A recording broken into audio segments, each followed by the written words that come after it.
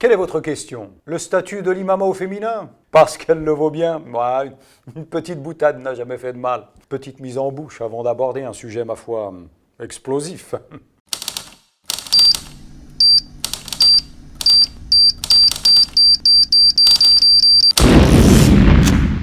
Assalamu alaikum.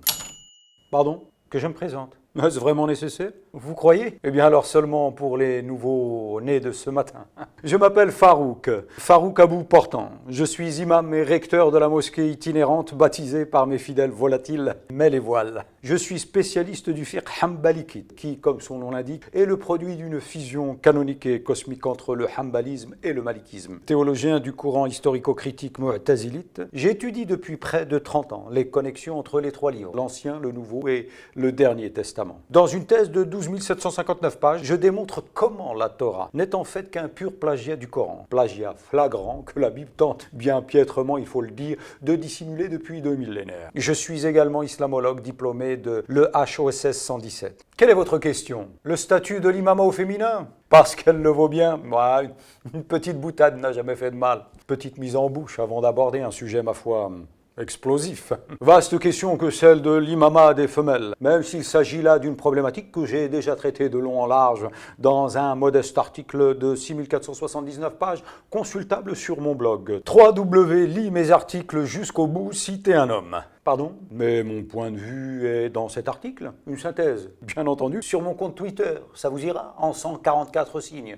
Vous pensez pouvoir y arriver? Non, plus sérieusement, ma position concernant l'imama de la femme est à l'instar de ma mosquée itinérante, c'est-à-dire qu'elle est en mouvement, tout comme notre monde. D'autant qu'il existe une question qui sous-tend la vôtre et qui est, ô combien plus brûlante. Vous ne voulez pas savoir laquelle? Si? Eh bien, demandez-le-moi. La question est au jour d'aujourd'hui, à l'heure de maintenant, et en lieu et place d'ici même, peut-on encore parler d'un imama masculin? Les mâles sont-ils encore dignes de célébrer le culte du haut de leur chair, de leur minbar qui pour certains s'apparenterait plutôt à un minibar, quand on voit les diarrhées verbales dont ils se délestent sur les bouilles de fidèles qui gobent sans broncher? On est en droit de se demander si une femme ferait vraiment pire.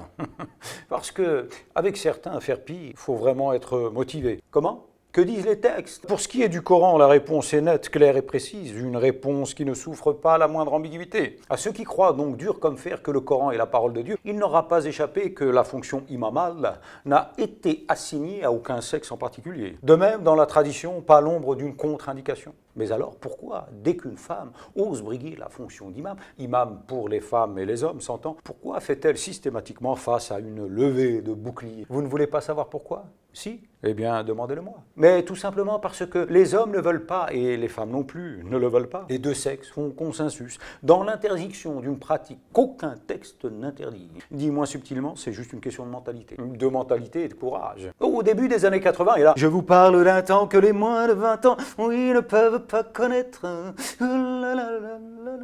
Les sermons en ce temps-là n'étaient pas en français, car l'utilisation de cette langue était illicite, haram. Et pourtant, aujourd'hui, ce sont les sermons qui n'utilisent pas le français qui sont déplacés. Quelle sera donc la première mosquée en France où on osera bousculer les mentalités? Dans quelle ville une femme osera officier en tant qu'imam pour les femmes et les hommes? Une musulmane qui, elle aussi, se sentira le droit et le devoir de nous vouloir du bien.